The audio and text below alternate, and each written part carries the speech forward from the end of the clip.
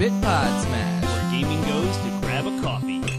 We are your hosts, Penguin and Termite. And today we are drinking Starbucks cold brew. Yes, for those confused, due to crazy scheduling nonsense and just stuff happening, which Penguin and Termite will get into in our intro a little bit more, we just found ourselves having to record in an early morning. So we are drinking coffee and recording in the AM. It's very different. It is. For us. Like, even the lighting and everything's a little different. Yep. And no it's morning. I'm not a morning person, so if things get weird, I apologize in advance. We are a weekly gaming podcast centered around culture, pop culture, mashing all of the cool things that we like with video games. So thank you for joining us again. If you can't find us or don't know where we are or who we are, you can go to 80bitpodsmash.com, and that's our landing site where you can find links to iTunes and Google Play to subscribe to us. Please do share us if you like us. Yes. That's the new thing. Share us on all the social media platforms, because if you like us, then other people like you, they would like us by consequence, and our numbers grow exponentially. Yes. So, all of those things he said. Yes. So that's like the best way you could probably get us to get more exposure. That and giving us a rating on iTunes. Those are like the best ways to get us there. Yeah, absolutely. Do you want to explain to our listeners why we have to record at 9 o'clock in the morning? So I just spent 3 weekends. It was like over 2 weeks long in Hawaii / the Pacific Ocean on a work trip, and I'm severely jet lagged. I just got back to the States yesterday, or to the mainland States, I should say, because Hawaii is the United States, yesterday morning. And so they're 6 hours behind. So it's 10-ish in the morning now. So my body thinks it's 4 in the morning. Yeah, that's crazy. That's crazy to me that's as far from Hawaii is as far from Virginia as France is from Virginia. Like, where I was 6 hours behind when I went to France as well. Which is crazy to me because I just feel like Hawaii is so much farther away. Like, I would have expected it to be like 8 hours or something like that, but no, it's only California is the halfway point. Oh, interesting. Yeah, it's like just as far from California as it is out to Hawaii. Crazy. So yeah, I'm severely jet lagged. Penguin Man Dan doesn't do mornings, so this should be a fun, interesting episode. Yeah, all we ask for in return for our services is your attention. That's true. Your ears lent in our direction. Yeah. We are going to do things a little differently with our segments. We are going to go ahead and skip DLC today. I know, super sad. You guys are really sad about that because DLC is the bomb. Yeah, DLC is going to be skipped today in favor of the fact that we have not been together for like 2.5 weeks. We have a lot of What Are You Plans to catch up on. We do. So we're going to just make that a little bit, I wouldn't say like extra long, but yeah, it's extra long. It's going to take the place of DLC today. But before we do that, doing this podcast is our favorite thing. Doing this podcast is our favorite thing. Favorite things is the first segment we're going to hit before What Are You Playing? And it's a time for us to catch you up on just the thing, usually non-game related, that we're digging this week. Just could be anything. Could be, he just went to Hawaii, so it could be a restaurant he went to in Hawaii. For me, it could be a TV show that I've been watching with my wife. So, I'll hand it over to you. What's your favorite thing this week? My favorite thing is acai bowls. Oh my gosh, I have never heard of them. I didn't know what it was. I didn't even know how to pronounce it until I went to Hawaii. I know you can get them everywhere. It's not a Hawaiian thing, but I got in line at this coffee place in the morning because my hotel didn't offer breakfast. Yeah. And so that's annoying. Oh yeah, it was stupid. All these like bougie like resort hotels, they don't have like free breakfast. Like only the ones that are in suburbs and random places have that. It's dumb. So I had to go find breakfast every morning, and I was like, I want something good, and like I'm in Hawaii, there's got to be some fruit, like fresh stuff. Yeah. So I found this coffee place. I also wanted to get Kona coffee because it's Hawaii, and so I found acai bowls. Oh my gosh, it's like an acai smoothie poured into a bowl and then topped with fresh fruit. So bananas and strawberries and blueberries and granola with honey. Oh, they were so good. And there's like variations. Some have mango. Some are made with turmeric. Like, it's so good. Awesome. They are amazing. They're super cold. And the coffee is like a hot contrast. So like you get both. And it's like, you just chill. And I read Words of Radiance while I was eating them. And it was amazing. So that's my favorite thing. Acai bowls. I have to have them now. Bowls. And I'm going to start looking out for frozen acai so I can make my own at home. Nice. My favorite thing this week, my wife and I go through these periods where we will watch regular TV shows most of the year when we're together and have downtime. But then we both get these random cravings for anime. So my favorite thing is the new anime that we've been watching. It's called My Hero Academia, which sounds like a really stupid title, and it is a stupid title, but the show is great. It's amazing. It's like superheroes, basically like 80% of the world's population has like superpowers. Basically, like it'd be like if X-Men, except the mutants were the majority. So the people without the superpowers are actually in the minority. So that's kind of like an interesting twist on the cliche. But yeah, and so basically like there is a profession in this world now that is superheroes. So like people who just basically prevent people from using their powers to do harm to society. So, and then of course, like any good anime, the main character is going to superhero school.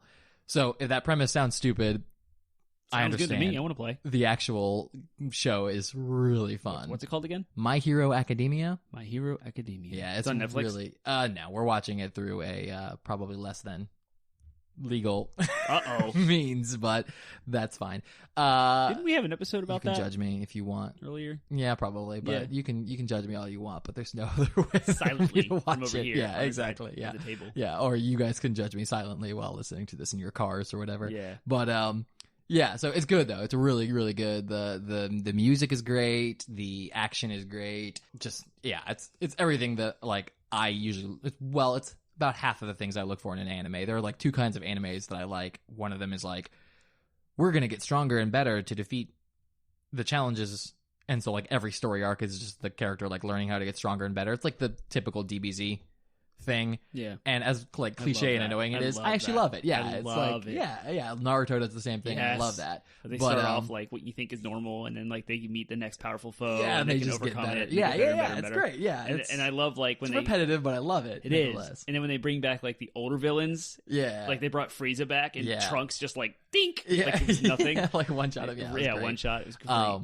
So there's that kind of anime, and then there's the more like story-driven anime where it's more of a progression. So things like Attack on Titan or Full Metal Alchemist, I love those as well. In fact, I typically like those a little bit better. But My Hero Academia is a little bit more of the former. But still, it's great. It's very fun. I like the characters and everything too. It's good fun. So I'd recommend checking it out if you haven't yet. It's new too. That's the other thing I like about it is they're only like 3 seasons in, so they only have something like 50 episodes as opposed to 500 or so, or like Naruto's got 500. One Piece is something like 800, 900 episodes long. So like starting those animes is like a commitment. Like you gotta catch up, and then you have to like find resources online to like what's the filler, like what should I skip. But like with this one, it's brand new, so it might go on for 900 episodes, but at least I've started it now. And you can catch up. I mean, like, and I can catch up. Yeah, catching up is probably going to be less of a chore in the future. So cool.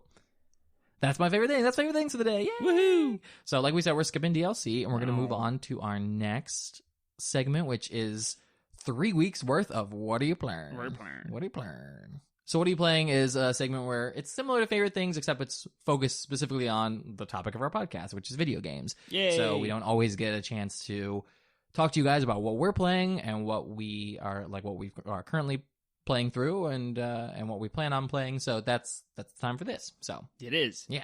So as I've been gone for the last 2.5 weeks, all of my What Do You Playing is just portable stuff. Yep. So I played Pokemon Ultra Moon. Nice. From the hotel at Hawaii, which is funny because that game is like set in tropical islands that are made perfect. after Hawaii.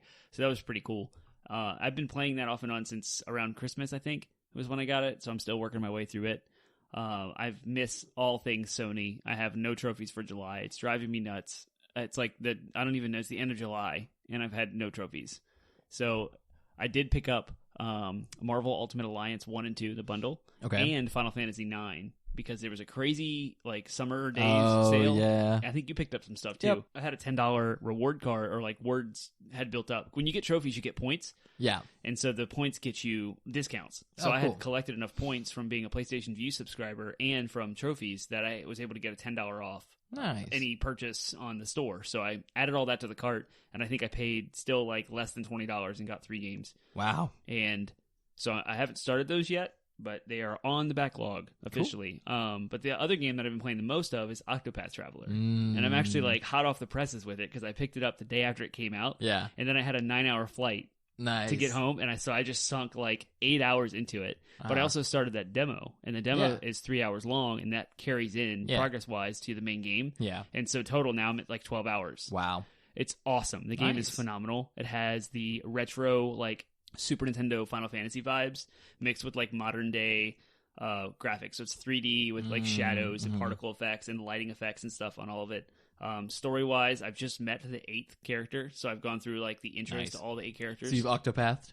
Kind of. I'm in the last, like... You traveled the octopath. Yeah, I guess so. Because apparently the way the game's made, it's like you start off with one character, and that's like your main, but all of the intros are the same, so you still go through all 8 of the character introductions, even though you've picked a main character differently from, you know, because you have one of the 8 you can start with. And so all of the characters' stories are diverse. They all have their own, like, motivations and goals. One of them, my favorite, is the thief, Therion. And he's just, like, in this city, and some stuff happened to him. And he's like, well, I'm here, so I'm going to do this. Where everyone else has, like, this crazy motivation by, like, emotion or family bonds or, like, a death or revenge story.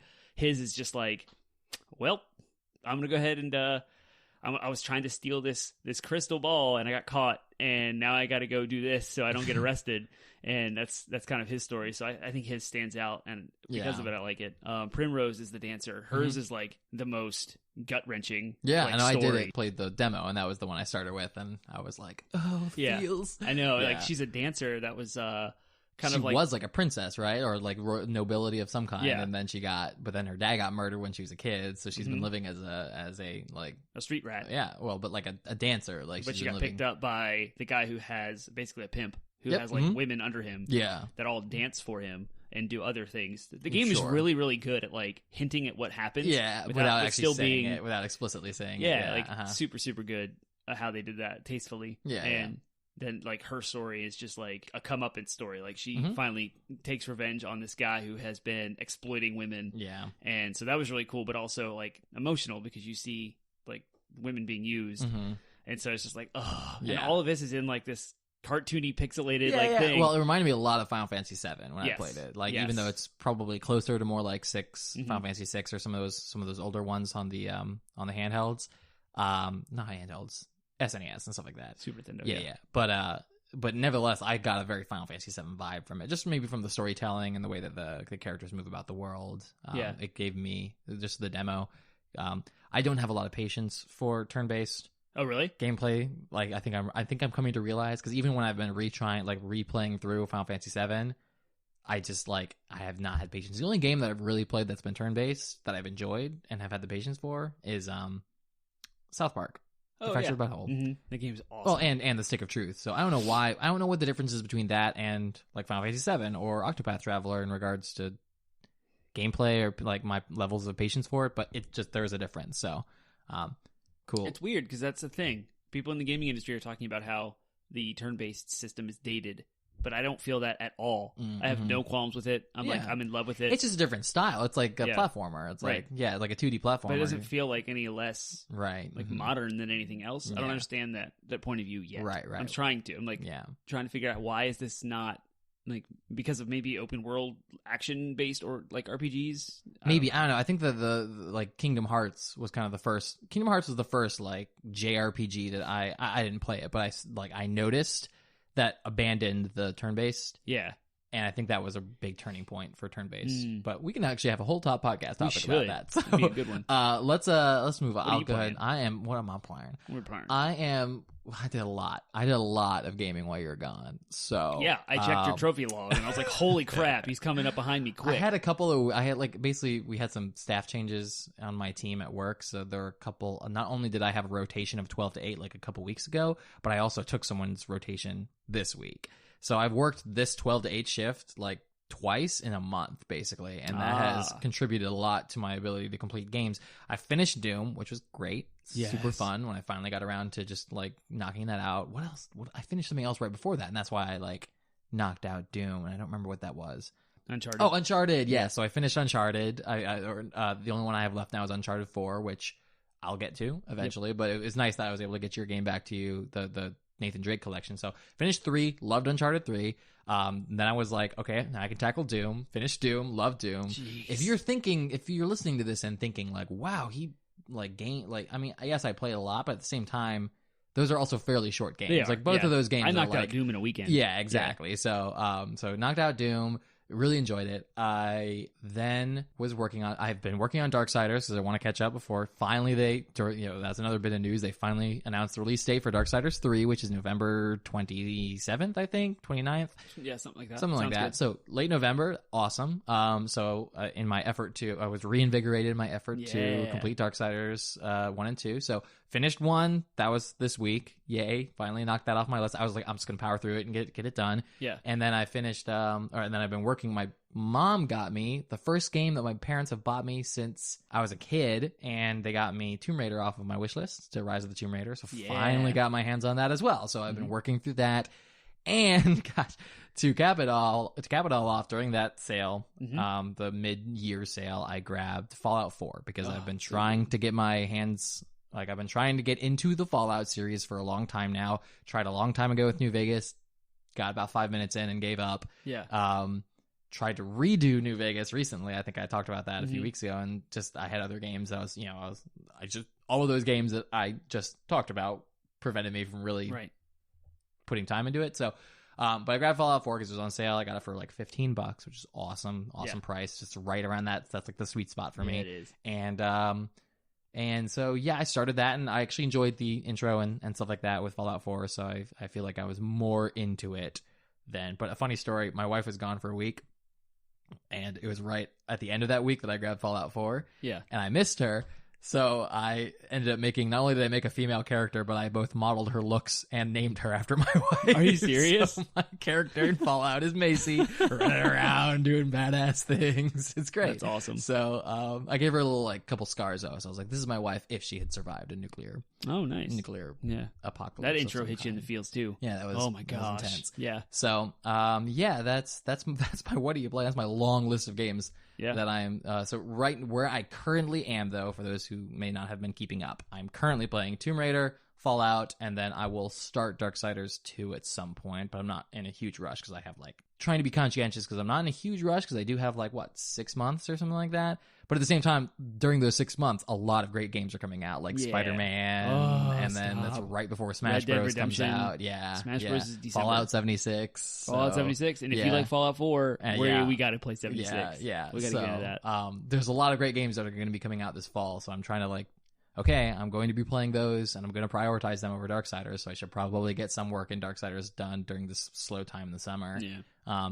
Battle for Azeroth's coming out. That's going to take a little bit of my time. I'm not probably going to invest a ton of time into the new WoW expansion, but I will play it when it comes out and enjoy it for a few weeks probably. So that's also on my radar of things to keep in mind. Yeah. But yeah, that's my what are you playing? So, woo! That's why we didn't have a DLC. That's why we didn't have a DLC. Yes, because we had a lot to talk about. And I didn't even get into my thoughts and impressions on those. Those games. Yeah. I have so many thoughts on Uncharted, Tomb Raider, and so maybe I'll have to do a separate mini episode where I just sort of talk through some of the games. You want to record more? Playing. Well, maybe.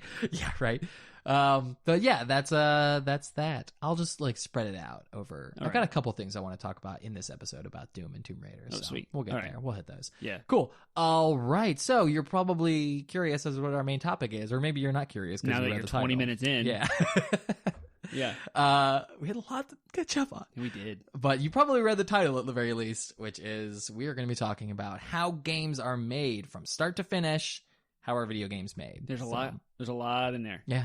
It's a whole giant process. It's easy to get confused. There's a lot of terms get thrown around a lot. And you may think, I don't know, when I was researching it, there were things that I ran across where I'm like, oh, this makes sense. I probably could have figured that out that they did this, but it never really occurred to me that it was part of the process. So hopefully you guys will have the same revelation when you're listening to us. And we also throw around terms like publisher and developer and director and all that stuff, and we'll say those things like he's the director of blah blah blah. Right. But what do those things mean? It's helpful. We really wanted to take it high level and look at the development process, how are games made, what is the industry at a bottom, what do they do? What's the film industry? They go into the desert and use cameras and make movies, and then they go and they edit them. So there's a lot of parallels between production of film and production of video games. So we wanted to hit that and just kind of do a big topic where we talked about that because we think it's really interesting. So, shall we get started? Let's do it.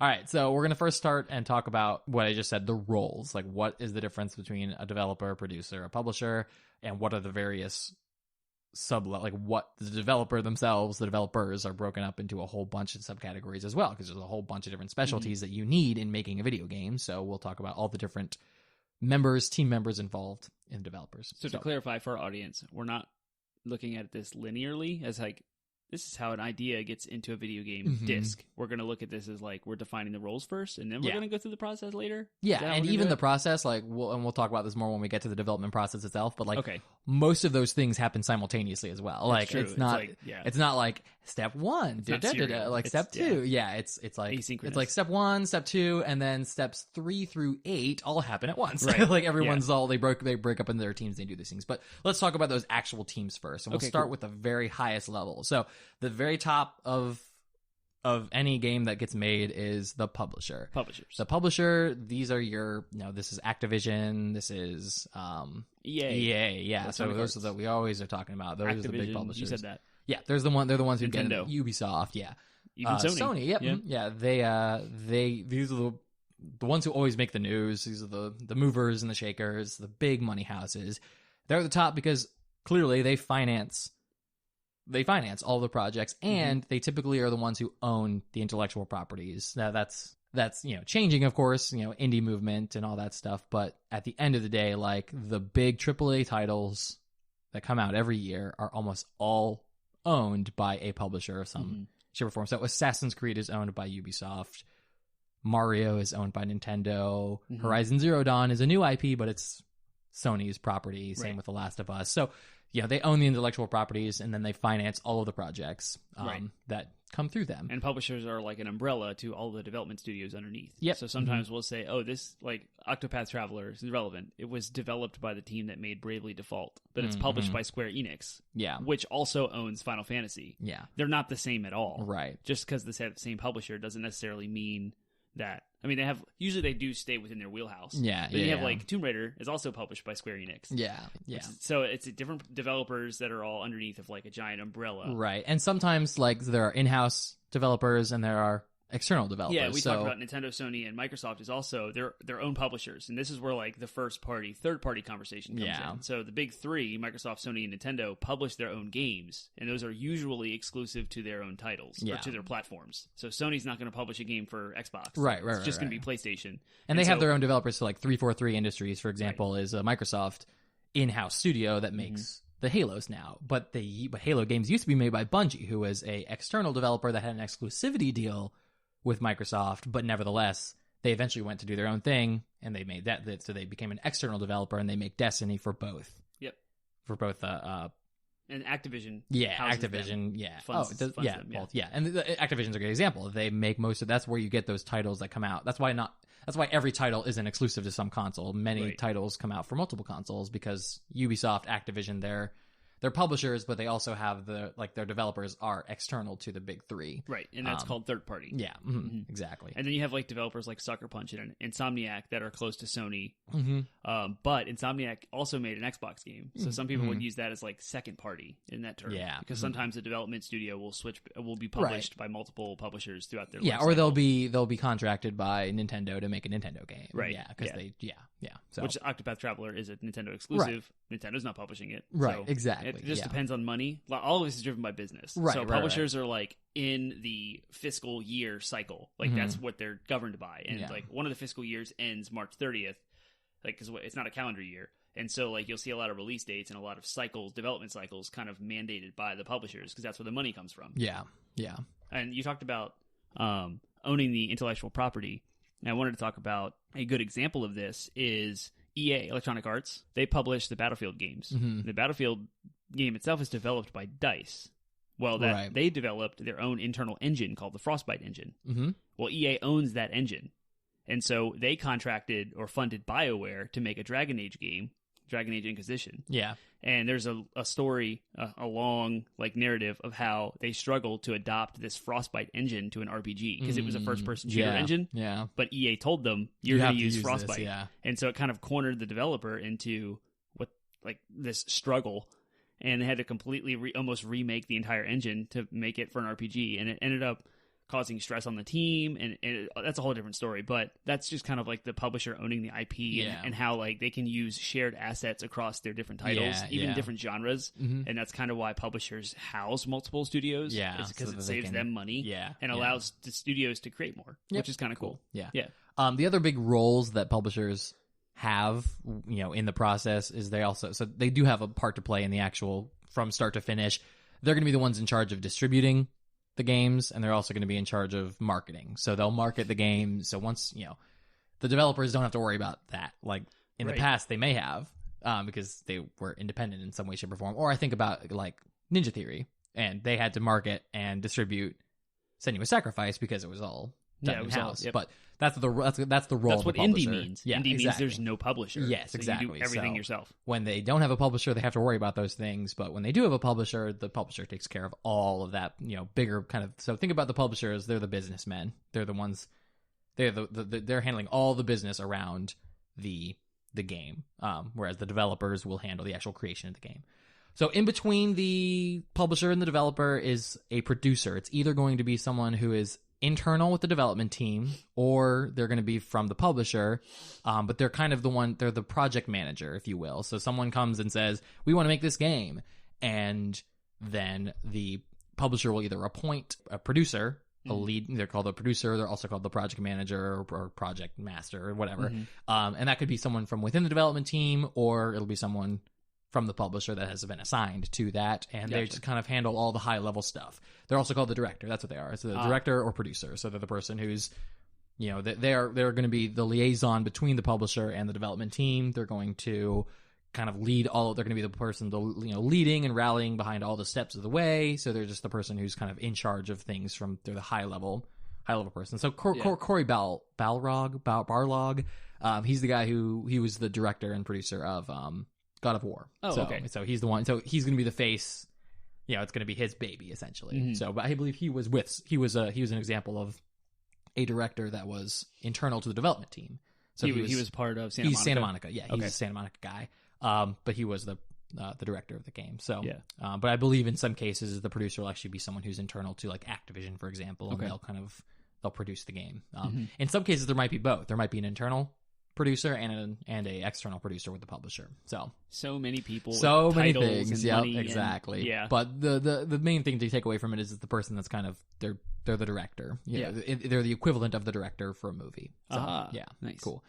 And then there's the developer. So the developer is going to be, I say it as singular developer, but the developer is the development team, the company. So it's a huge, and they are usually a company, a studio of some kind that has their own internal employees. And it's a big team. So it could be a team from anywhere like, 10 people can be a development team.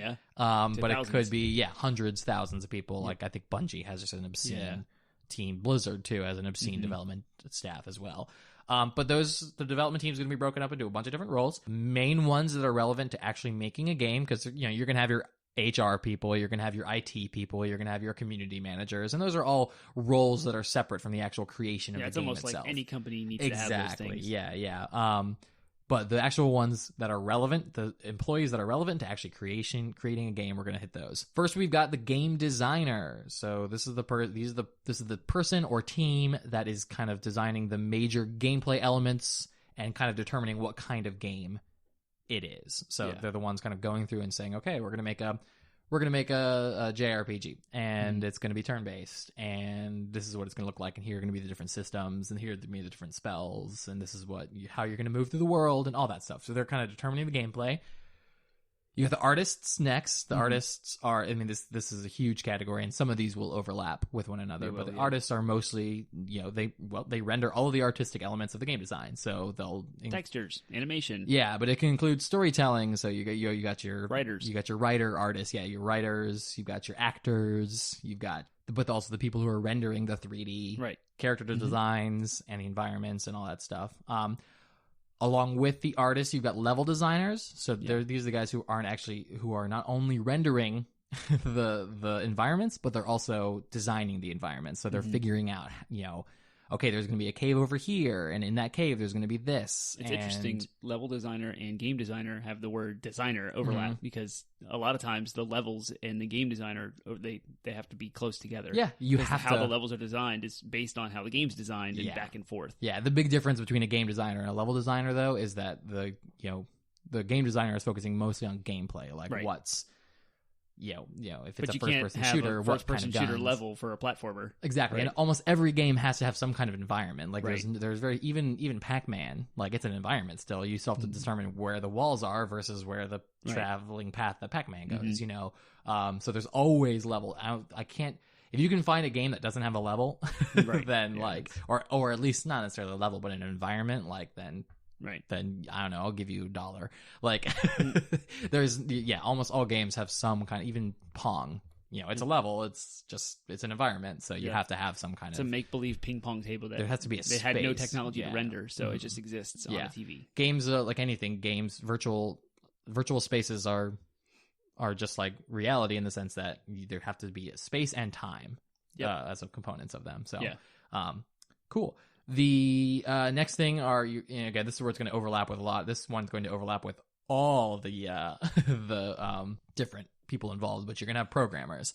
So the programmers, this is going to be probably the biggest team of anything because, again, at the end of the day, games are just software.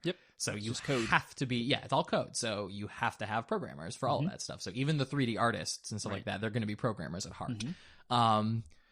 Programmers will do everything, including, when they're designing the game, they'll do physics. You'll have physics programmers, UI programmers, gameplay programmers, input processing, graphics, networking, game tools, scripting, sound, AI. These are the people who are, they're not only making the game, but they're making the tools that make the game. Yeah. So they're designing that Frostbite engine, the tools for to example. Test it. They're literally everything. So that Frostbite engine you were talking about before, that was a programmer made that in order to make Battlefield. So these are the sculptors, the equivalent of the sculptor. They're the equivalent of the cameraman. They are making the actual product itself. They take all of the assets from all other aspects of game design, like the levels, the art, the sound, and they put it all together. Yeah, and you can be involved in making a game without being a programmer. That's what your writers are, and that's what some of these designers too. They don't actually have a lick of programming sense, but they have the ability to piece together a level. So you might have a level designer who's just a artist, like he's doing drafting work essentially to make the and then have the programmers create it. But there still has to be a programmer to make a game, right? Like without the programmers, the game wouldn't get made. Yeah. So they're kind of the most important, and I would argue they're the most important. Yeah, you wouldn't have the game without them. Sure. Secondary to programmers in regards to importance, I would say, is the sound engineers. Like it sounds like it's like a sound engineer, but like every game has sound. Yeah. And it's a whole different thing than programming. Mostly sound engineers are just like holding mics to things and getting the right sound effect, So they're making sound effect. They're also making music. So music is super important to games. I want to do an entire topic about just the music, and we will. Yeah, absolutely. Yeah, it'll be great. But the sound engineers, that's what they're going to do. And there's like 3D positional audio. That's a thing. Yeah. When there's footsteps behind you or something is happening in a story-based element that's happening around you, like you have to hear it. Yeah. And if you have good headphones, you can really pick out like good sound. You know when it's there. It's really good. Yeah. So that's one of those things. I like going through these roles and talking about them because it's fun to say like. I used to, when I was a kid, I was like, I want to make video games. And then when I found out that programming sucks, I was like, I don't want to make video games anymore. But like now, if I had thought about it, if I could go back in time and tell my 13-year-old self, yo, dude, even though programming sucks, like you should look into like doing one of these other specialties because, like I said, you don't have to be a programmer to be involved in making games. And those sound engineers like have a really cool job. Like they're just like looking for. You have to have a good ear, I think, at the end of the day. But like. They're making sound effects. And then, of course, too, if you're a musician, like I'll tell my kids, if you're musically talented and love video games, like look into like what it would take to make music for video games because it's getting even more like as games get better and the sound quality that comes out of games is getting better. Like they have entire orchestras sometimes that are working for them or that they outsource to do video game music. Yeah. So, and then the final kind of members of the development team relevant to making video games is the testers. This is what everybody wanted to be. Yeah. Until they found out that testing video games is a pain because it's not fun. Like the testers are the ones who actually have to figure out, like they have to play the game when the game is unplayable, right? And then they record all the ways in which it's unplayable. That does not sound fun to me. Yeah. Like I think of it like, like every time a game bugs out, I was playing Darksiders, I was trying to finish Darksiders and I came upon a boss.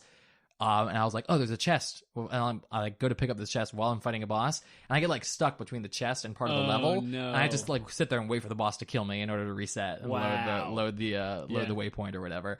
And it was like, so anytime you run across a bug in a game, it takes you completely out of it. So this is the entire tester's job is to just play the game and find all the ways in which the game can break it. Is. Yeah, exactly. So it's... And the way the process is, the designers will come up with like a list of kind of requirements that the game needs to make, and then they would make this document that's this giant list of gameplay requirements or sort of like goals to hit, and then the testers would take that and try to break it. And they'd be like, how can I test this goal? And part of that is the levels don't clip. Clipping is when you walk through walls. So in order to fully flesh out the entire game world, you have to test every surface like for clipping. And so you can't check off that list. The game doesn't clip until you do that. And so it's this long, arduous process of trying every possible combination that you can do in every situation, with every boss fight, with every interactable object, to make sure that everything works. And Nintendo did a wonderful job with this and actually revolutionized the whole testing paradigms with Breath of the Wild. Oh, yeah? Because they actually halted development for 2 weeks entirely. Not a single piece of code was written for 2 weeks. Wow. And they had everyone test the game, including the programmers, people who are not testers. Yeah. They said, go play this game. And come to find out, you have this corner of the map, and you have this corner of the map. That's what they did. They split it all up. That's and crazy. they would change one thing about the physics or something to do with an apple that falls off a tree. And it was like causing things across the world to like fall in a different direction. Like gravity was messed up because of it. Yeah. And they found those kinds of bugs because of this weird new revolutionary way of testing that no one else really does, but Nintendo, of course. It's interesting because testers end up like, they're probably not like super... They probably have to have some knowledge of programming, obviously, but they're not like programmers. And yet, all of those things that the programmers do, like I was saying earlier, that long list of things I was saying earlier, UI, graphics, physics, all that stuff, like the testers are going to be involved in like all of that. Like at some point, they're going to say, "Hey, the graphics on that wall are like buggy and weird." Or even when I look at it with a certain direction at this angle, it's buggy. Yeah, it gets awkward. And it's like it gets crazy. Yeah. So yeah, there's a lot. A lot the testers do. It's a huge and thankless job, I think. Yes. Like it's thankless, but everyone, I don't know, there's a lot of pressure on the testers. Like if you get a buggy game, they're like, didn't you test this? They blame the testers. They do, yeah. Which is interesting because there's a Cracked article. I think I'll try to find it and put it in the footnotes as well. But I think I've mentioned this before. There's a Cracked article that talks about like they interviewed a tester, a game tester, and he was saying that like oftentimes he'll submit bugs and he'll get a message back from the programmers, and they'll say, we don't have time to fix this, and we're not going to fix it. And that is not the tester's fault because they submitted it. And that's not even, I would even say, the programmer's fault. That comes down in my mind to the publisher or whoever is putting the pressure on the director, the publisher, whoever's putting the pressure on the programmer to meet those deadlines. It's like, and we'll talk more about that because there's I have a whole section on that awful thing called crunch time. But let's move on. Let's go ahead and move on to we talked about the roles, all the different roles. We're 40 minutes in. Let's talk about the process itself from start to finish. Process. Yeah. So like movies, you're always going to start with a phase, and you've probably heard this term, pre-production. Pre-production. What's pre-production? Pre-production is basically, it's another word for it's the planning stage. It's the stage. It's meant to kind of like create a document that will describe the tasks, the schedules, and the deadlines for the development team. So this is going to be something where the publisher is heavily involved. A process in which the publisher is very involved because they are going to want to work with the developer to create this. It's going to be called the game design document. But before we get to the game design document, there's a couple stages. The very first one is going to be the developer or whoever is going to pitch to the development team. They're going to make a pitch and a high concept. The high concept is like a 2-sentence descriptor of the game that answers the question, what is your game about? Which sounds like couldn't be done in 2 sentences. Like, like what was the high concept pitch for God of War, for example? Like, I mean, other than like, you've played God of War those last 7 games, right? It's going to be that, but better. What's the like a good example of this whole pre-production stage is Elder Scrolls 6. because they've come out and said we're making a full-fledged game, and that's going to come out on like next-gen consoles. Yeah. But then after that, which is like 2025, yeah, like years down the line, and they just announced it to the Skyrim world. 2. Yeah, pretty much like that. But that's the stage that they're in, and they didn't have to work very hard to pitch that. Right, like, of course. Okay, Skyrim next. yeah. Drop the mic. There's the pitch. I mean, of course they're going to publish. I don't know what would be harder at this point: is describing a game that's the next one in an existing franchise, or describing a brand like the pitch for Horizon Zero Dawn, where they like, oh yeah, it's like on one hand I'm like, well, that's so much clearer because like you get to start from scratch. You get to say this game is it's going to be an open world action RPG with a character that is kind of like a primitive native fighting robots, because it turns out this is the future. Like, this is after some kind of apocalyptic That's actually future. a really good example, too, because Guerrilla, the studio, they made Killzone, which was the first-person shooter. Yeah. So they've jumped genres and created a new IP, and they had to pitch it to Sony, the publisher, to make sure like they could get the money for it.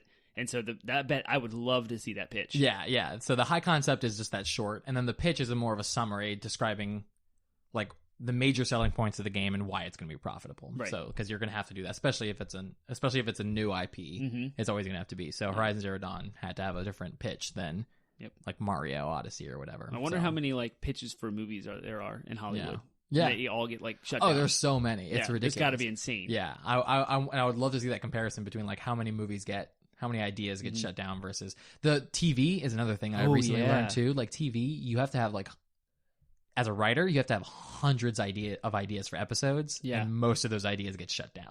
That's why you get those really random weird episodes every once in a while of TV shows where you're like, that was a weird episode of Buffy, like because it was just it was one of those pitches that got through that like in hindsight was like, probably shouldn't have made that episode. Yeah, probably should have gone with that other one that was way more interesting, but they got shut down for some reason or another. That's the term, like greenlit, right? Because that's when you're like accepted. Yep, we got you. We're gonna make this. So a successful pitch would be greenlit by a publisher. Yep, exactly. So, and then so once that you've done it's like these things are just more and more detailed documents. So once the pitch has been made and approved, then they do a concept, which is a more detailed game proposal, where they talk. That's when they sort of start to detail things like what genre is it, what's the gameplay going to be like, what are the various features it's going to have, the setting, the story, like? Hardware. What hardware platform is it going to be on? Are we going to do this on a multiple, or are we going to do this exclusive? Like that's all going to be in the concept. What's the target audience? Is this a game for kids? Is this a game for senior citizens? Like that's all going to be detailed out in the concept. And this is where you get a lot of concept art. Like it's actually called concept art because it's part of the concept. And it's like here's the basic view of what the setting is going to be, and here's the characters. And it never or always looks like the final development product. Right. And I love when games have like the concept art hidden in like the settings or options, or you can unlock it in extras, so you can kind of go through and see. I loved for Warcraft 3, I got the Art of Warcraft book. That's and, like, awesome. The way the Night Elves, like the design, like their design changed like 3 or 4 times from the original concept, and it was so interesting to see how they ended up as purple skin, warrior Amazons from they used to be these like scaly, slender, like it was crazy just the way that I think I still have that book somewhere. I'll have to see if I can rummage it up. But and I have the Zelda Arts and Artifacts, which is just ridden with concept art and production art too, which are different because like the production art is when it's like gone through churn of this is the final like design of the character. Exactly. And we'll get to that. We'll actually get to that in when we talk about production. So all of that, all the pitch, the high concept, the regular concept, those are all meant to work towards this game design document.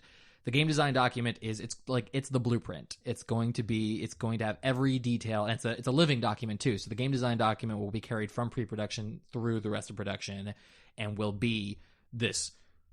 Basically, it's like the game's Bible. It's the blueprint. It's every single change is going to be recorded in the game design document. Every single feature, everything. It's going to have the entire thing. So pre-production's goal is to create the game design document, and then the game design document gets carried through.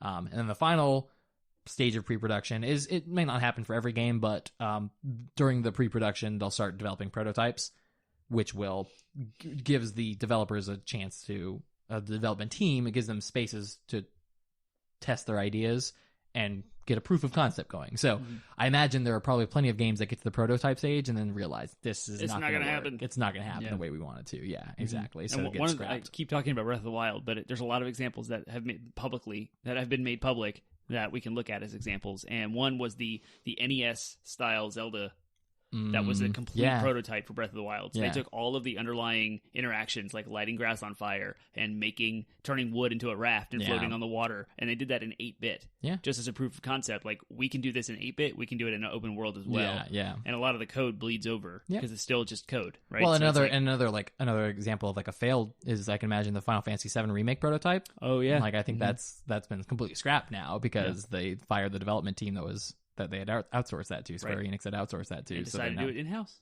Yep. So who knows what that's going to look like. Hopefully. And there's another Warcraft 3, I think, was another one that, like, it took forever to come out because the original prototype of the game was not working, so they had to completely do it all from scratch. So so that's the prototype. And then finally, once they got a working prototype, they'll begin production. So production is a really simple definition. It's where all of the assets and source code are produced. They are made here, created. Things are happening now. Things are happening. This is where things get started. So this is pretty much all the development team. So this is where the publisher pretty much just hands it over to the development team, and they will begin with a procedure called design. So design, again, it's a very high level, but this is where they sort of determine the game's content and rules.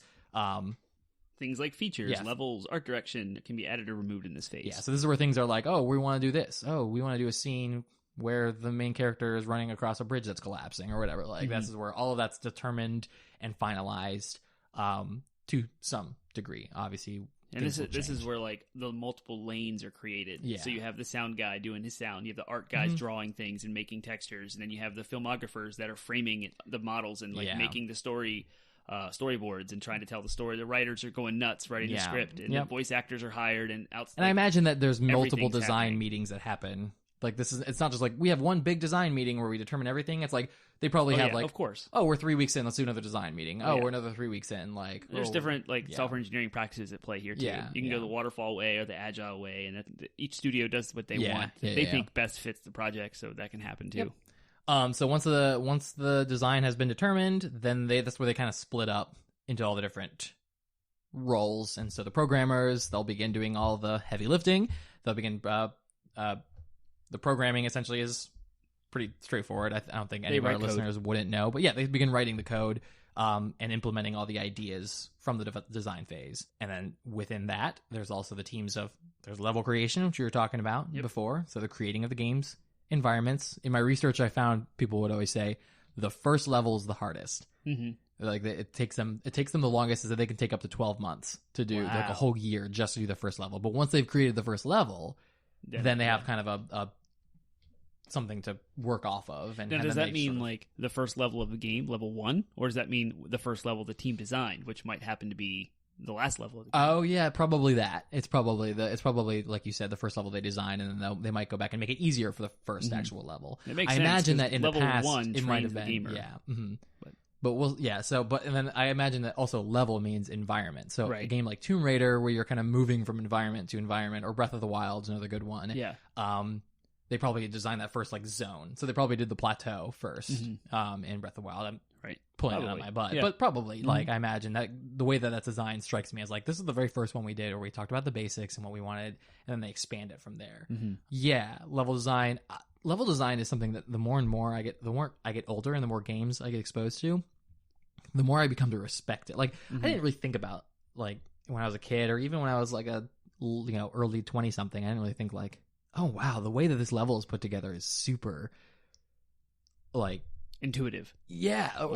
Or even just like I think of like Mario Odyssey, or I just finished Doom, so it's fresh on my mind, but I think like they packed so much into these small spaces. Like, I think that's even more interesting in some regards than a big open world like Breath of the Wild or Skyrim, where there's just so much. Like, those are impressive, don't get me wrong.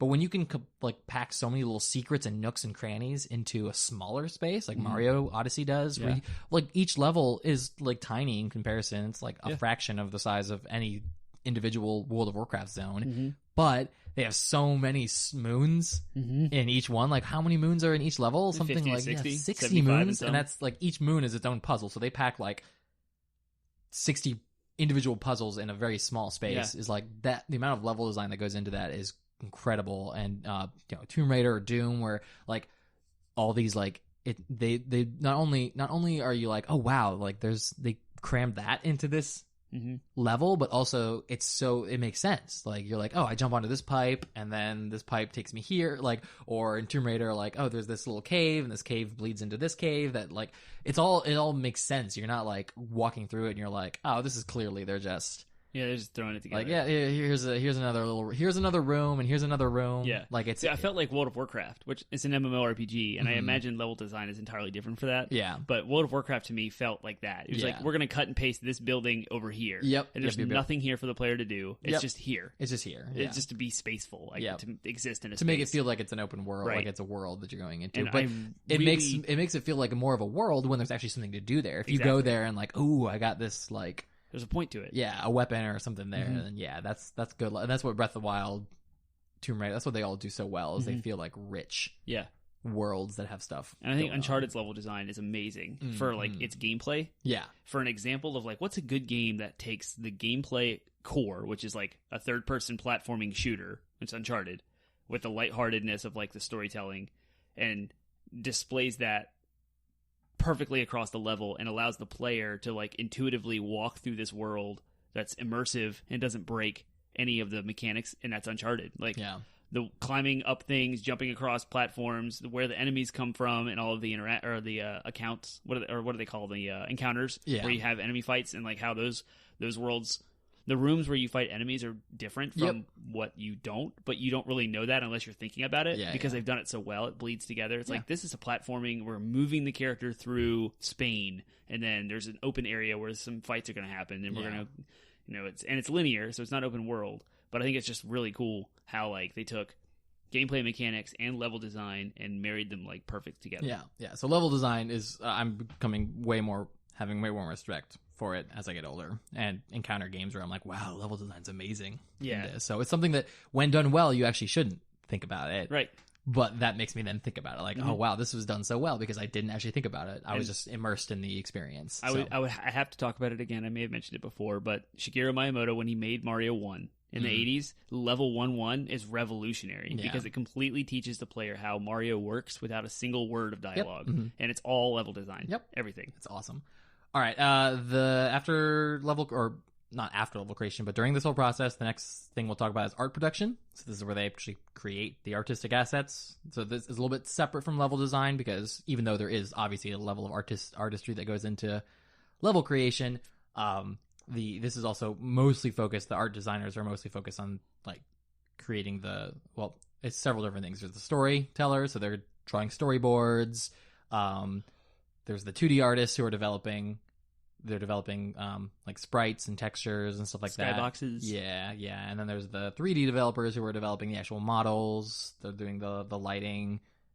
They're also involved in the environments, the creation of the environments, and animations. So they're the ones who are going to be working with mocap artists to get the animations, and programming, all that. A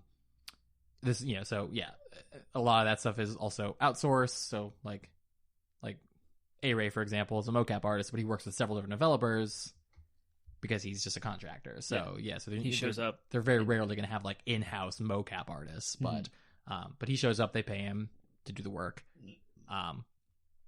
So anything art you can think about, like art involved, is going to be done with the. But there's like the art team is really interesting because you have both artists and programmers, right, who are part of the art team. I was about to say, if you've ever watched any of the behind the scenes footage and you see like the developers or the programmers working, trying to test their stuff, and it's like wireframes and flat art, and like the model that it will ultimately be like, say, a dinosaur. It's just like I don't even know how to describe it. Like, it looks like a constellation, right? Like sticks, and they're not really animated, but they're trying to like test physics in a certain way. So you don't need the minutia of animation to test physics, at least not at that point. No. And so like the animators come in, artists color the dinosaur and make the model, and the animators animate and then like it's walking and it looks really cool, and then it's just there in a clay model, and there's still no art for the environment even.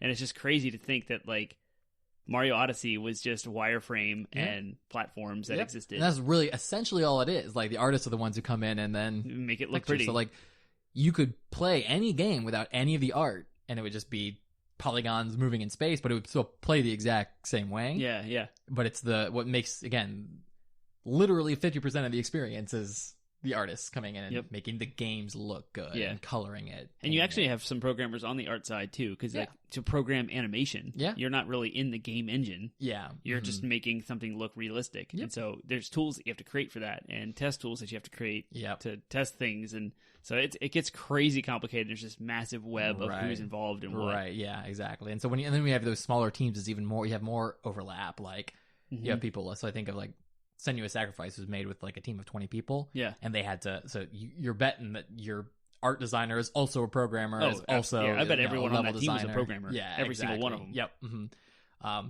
Cool. And then along with art production, there's audio production. So this is, again, there's going to also be overlap here because you're going to have some people who are on the sort of electrical sound side of things, but you're going to have people who are also just musicians who are making music. So this is sound effects, music, voice acting, all that stuff is done during audio production. And that's where like 3D positional audio comes into play and like telling a story through sound. Yep. It, just like in a film, it happens in a game too. Yep, exactly. And then finally, the last stage of production is testing, although it's probably, like you said, going to happen at... It happens all the time. All points. Like, cool, we're done with this thing. Can you test it? Yep, testing. Like, so testing happens throughout the whole thing. But it's most heavy when sort of the final build... and then they go into testing. So, and we'll talk about that in milestones here next. So, the next thing during production, there are some milestones that are usually hit that are kind of typical in the industry. Yep. The first milestone is going to be it's called first playable. Pretty self-explanatory. It's the very first version of the game assets and gameplay that is playable and available for testing. Sometimes games are announced during this phase. Yeah, and exactly. at E3, it's shown off. Like, this is first playable code. The first playable. Yep. Sometimes it says pre-alpha. Yep. That's what this is. Pre-alpha, yeah. And then there's the actual alpha, which comes out next. So when they reach the alpha stage, this is where the sort of key functionality is implemented. Most assets are finished, or at least partially finished. And it's quote-unquote feature complete. So this is going to be where all the features have been at least determined and mostly implemented. So, so the pre-alpha is like, oh, hey, the game works. The alpha is, the game is ready to, like, it's not ready to ship, but it's like, it's most of the way. You can show it off. Yeah, you can, exactly, yeah. Alpha footage, the last alpha footage I was paying attention to was Darksiders. So Darksiders, they showed off alpha footage when they first announced the game. So a lot of games will wait till the alpha so that they have something to show off along with the announcement. The code freeze is when no further code is added to the game other than bug fixes. So this happens usually about 2 to 3 months before the actual code release, which will explain what the code release is. This is when the game is like, okay, cool, we are not going to add anything else to the game except for bug fixes. Polish. So like what you were saying with, they probably did actually a couple of different code freezes with certain games, but Breath of the Wild, lots of code freezes. They're probably like, okay, like you said, they when you said, they said no coding is being done so that we can test, like, that was a code freeze. Yep. And they probably unfroze it and then did another code freeze later, but nevertheless, like, at least one code freeze is going to happen, and that's to say, okay, we're done, we're not adding anything else to it. So it's the same thing as, I draw the parallel to when I'm writing. There's a point at which I have to say, okay, I'm not going to add anything else. I'm just going to edit what I currently have. I'm not going to I'm not going to do another scene with this character, having their internal dialogue. Like, nope, like, just going to edit what I've got. Yep. And sort of, it is no more additions, because when creating anything, it's the temptation is to want to do more. Right. All the time. It's not just sculpting David, but giving David a club. And then, but should I give him an enemy to fight? No, there's a point at which you have to say, this is it. This is what it's going to be. And that's what the code freeze is. After the code freeze has been implemented, then they go into beta. It's totally just a bug testing phase. Oftentimes betas will have different stages where if it's a multiplayer game, you'll have like open betas for people. You'll have the actual people who are going to be the consumers. You bring them in and say, hey, you get to play this game early, but you have to beta test it for us. So you have to do bug fixes. So. And it makes sense that they do this because games will garner millions of players. Yep. There's no studio in the world that has 1 million employees. Testers, and plus the amount of money it would cost to have 1 million employees test your game would be astronomical. So it makes the most sense if you want to really flesh out the bugs in your game, release it to the public for free. Yeah. And let 20 million people jump on it and do everything in their power to break it. Yep. It also helps with stress testing. So, like, if there's a game that, a lot of multiplayer games run on servers. So, if you want to stress test and say, can our servers handle all of these people at once? Which we've, in the past, talked about how that can be a problem. Yes. With multiplayer games on opening release day when Diablo 3, World of Warcraft, all these games, like, I would even say, like, Calls of Duties have had this problem before where they start and it's like, floods, people take time off for these games, so floods of people are all playing at once. So you need to do a stress test ahead of time to make sure that that's not going to cause a problem. Right. That's what those like test punches for ARMS and the test splat or whatever they called it for Splatoon. Like they were trying to make sure that they could handle the their servers could handle all There's that. so much value traffic in all the data you can collect. It's like not just bugs, but also how people are playing the game, how many people are playing the game, when they're playing, and making it free is like. It makes the barrier of entry completely low, and so now you've created a demo, and so your marketing is up, and like you're boosting everything about the game because now people have played it and they want to buy it, and so you're doing all that at once just by making an unfinished version of the game available to the public for free. Exactly. You get to just use your consumers for all of that value. All that, it's awesome, and they get something out of it too because they get to determine. I love beta tests because I'm like, oh, sweet. Like, I get to play it and determine if I want to actually spend money on it, Because some games... I did the beta of Monster Hunter World. Yeah. I was super intrigued by it when they released it, but then I played the beta and I was like, I'm not quite sure this is for me. Not saying it's a bad game, but it just wasn't for me, and I didn't feel like spending... I'm like, this isn't a game that... This may be a game I'll buy for $15 when it's on sale 3 years down the road, but not spend $60 up on release for. So the consumers get a lot of benefit out of it as well. They do. Yeah. So after the beta, we finally get to what's called the code release. So that's what I mentioned before during the code freeze. The code freeze and the beta will usually happen about 2 to 3 months before this period. The code release is not actually the release date of the game. The code release is just when they say everything is finished and ready to be. It's in a state where it's ready to be manufactured and shipped. So that's when they release it to the publisher to say, cool, you guys can begin distributing this game whenever you're ready to do so. Right. And that's all just to make the Gold Master, which is the final build of the game. That's all the copies are going to be copies of. Yep. So all the discs are going to be taking a copy from the gold. Yeah. That's a pretty common term, and this with my game's company, gone gold. Yep, my company, we have gold images for servers where we say, we're going to copy all of the servers for this client off of the gold that they have. So all the software that they want installed on their virtual desktops will be installed on the gold. So that's that was a term that made sense to me. I was like, the gold images for games as well. That makes sense. There's a copy at which a master copy, so all the games are the same. You don't have one version that's like, this version has the bug fixes that this version doesn't. That's changing nowadays with patches and stuff like that. But so it's not really a milestone, but it's something to talk about during it's when the milestones aren't reached or are in danger of not being reached. There's a industry term called crunch time. Usually it's unpaid overtime that's meant to meet those deadlines. And it's super controversial in the industry. I don't think we've ever talked about it. We haven't. So we can now do is another podcast really topic. good. Yeah, now's a good time to at least hit the basics of it, though. But the reason crunch time is really controversial is because it's bullcrap for the developers. Like, it's usually because, the developer has said this game has to be released on this date. Yeah. Released, like the publisher ready. Says that. The publisher says that. Yeah.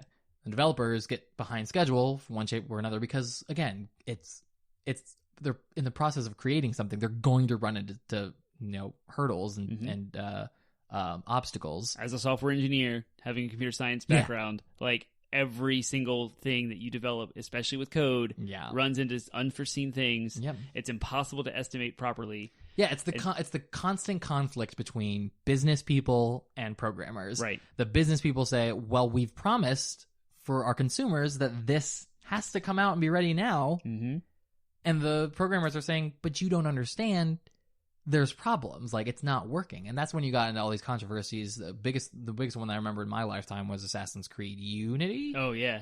And the game came, and that's, again, we've talked about this before. Like a lot of that was fueled by pre-orders and stuff like that. Like they had to meet those deadlines because they had X amount of pre-orders that they had to fulfill, and so the game came out completely unfinished because. But I remember like reading about the developers. They were like, "Oh yeah, we had it was ridiculous. We were working 80-hour weeks, unpaid." Overtime, just trying to get the game done, and like some companies will offer like comp time for the amount that they'll have like extra long vacations once the game's released, but they don't have to. Right. So like then you have to go right back to work the next day and work on the next project. Like it's awful, an awful situation for a lot of these developers, and so why a lot of them will leave the industry completely because they're like, screw this. Out. Yeah, because every game does this. Yeah, almost every game has crunch time. Yeah, exactly. Because I mean, I think about like even in my lifetime, we've seen a huge change in like.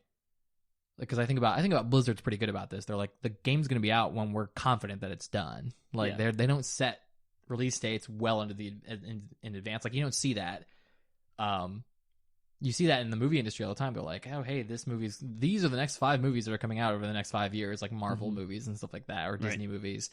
You don't have that in the game industry, but like even some developers are better at it than others. Like Blizzard was like, okay, we're not sure when Battle for Azeroth is going to be out, but we think it's going to be out this year. And then they set a release date like 5 months in advance. You know what I mean? Because they're like, they just want it to be, because I think they want to avoid like making that crunch time for the developers so they don't get burned out. One of the like revolutionary announcements and release date combination was Bethesda's announcement of Fallout 4.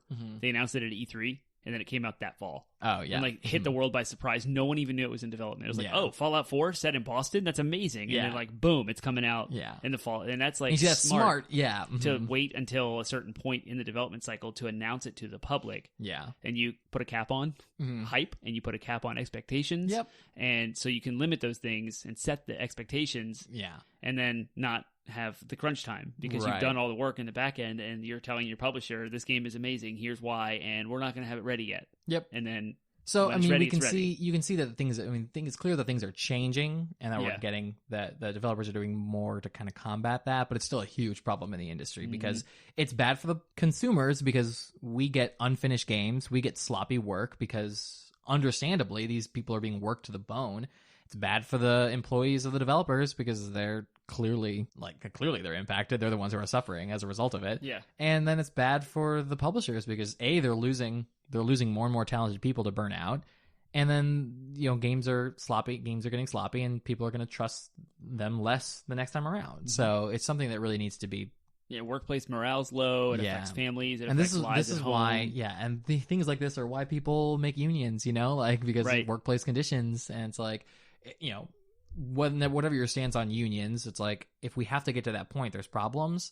Right. So it's like if the publishers or developers or whatever, if they could address the actual problems, then it wouldn't be necessary. If they could actually make the workplace conditions better, then a labor union wouldn't be necessary. But you see that all the time now. It's like it's a huge portion of the news is just these development cycles get obscene, and it's causing the actual workers to. It makes sense. I mean, we're in a capitalistic society where everyone can start your own business and be an entrepreneur and make money the way you want and run your business how you want. And it's because there's so many different companies at different levels, as we've just described to you. There's publishers and developers. They're different companies owned by different people, managed by different people. Until someone comes in and regulates the whole thing, you're not going to have play nice with each other. Yep. It's I want money, and I want to make money as much as I can. I deserve this. Yeah. And it's like I'm on the side of free business, no government interference until things like crunch time and morale's dropped. And now you have people who are overworked with unpaid overtime, and something has to change, or the whole industry kind of collapses on itself. Yeah. And I think 2015 was a pretty good year to look at as far as crappy games. Like every game that came out in 2015 was garbage, and you can read all the development stories. It's because they had to create new engines for the new consoles that just came out. And so with like PS4 and Xbox One, every time there's a new generation, there's like a window of crappy games. Because it's all new, and they're still trying to meet the same development cycles with an entirely new infrastructure, and it doesn't work. And so you have buggy games. And in the meantime, I mean, there's things that you as a consumer can do. Don't pre-order games. Don't pre-order games. We've talked about that before, but it's worth mentioning now. Again, avoid pre-ordering games, and support. And if you do pre-order games, or even buy games, support the developers who are doing the right things. And who are anytime you hear a story of someone who got just crushed by their unpaid overtime, like reconsider buying from that developer or from that publisher again until conditions change. So. It's just ways that you can vote with your dollar, and support with your money, but also avoid doing things like pre-ordering, because pre-ordering just fuels this idea of we have to meet deadlines because we've made promises to consumers. Right. If the consumers aren't buying the promises, then games will come out when they're ready. Also, just sort of accept, like, there's also a sort of mentality that, like, gamers need to have, the consumer needs to have, of, like, I would rather have a game be done and good than, like, have the game be out sooner. Right. You know what I mean? Like, we have to cultivate a sense of patience among the consumers themselves to say, I would rather a game come out a year late but be done and good, and the developers are happy because I want them, if they make a good game, I want them to keep making good games, you know? Right. So I want them to be happy in their workplace, and I want them to be satisfied. Because I can't keep up with the current release cycles as it is. Yeah. So please hold off on making everything so I can play stuff. My backlog needs help. Yeah, exactly. So that's just a little bit about crunch time. That's a little bit. That's just a little bit of a spiel about that. Yeah. We'll probably do a whole episode on it. We should. Yeah.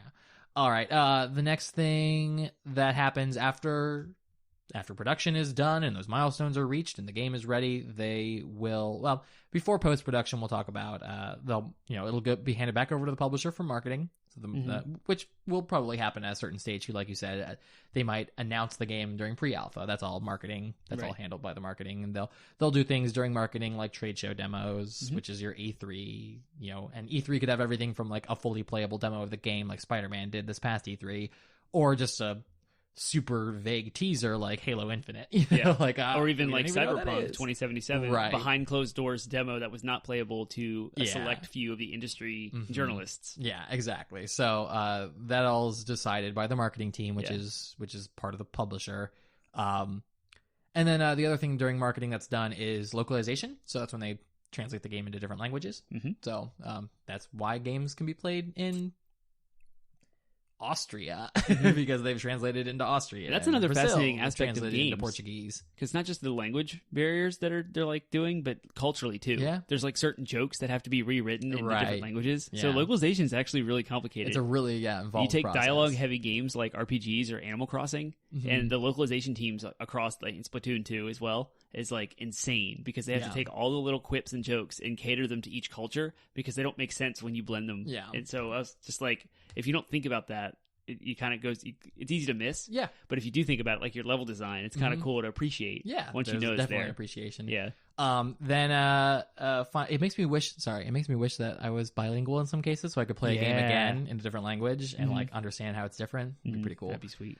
Then finally, after kind of during the marketing phase, when it's been handed over to marketing to kind of do that final push of generating buzz around the game for sales. During that, of course, after the code release has been met, then it also gets handed over to distribution. So whether it's a third-party, this has changed a lot over the years, because it used to be every single game had to be on some form of hardware, whether it was a cartridge or a disc. So it had to go over to some big manufacturing plant to actually fabricate and make the games and copy them all over onto discs. That's changed a lot with digital distribution. Blah, that's hard to say five times fast. Digital distribution. Yes.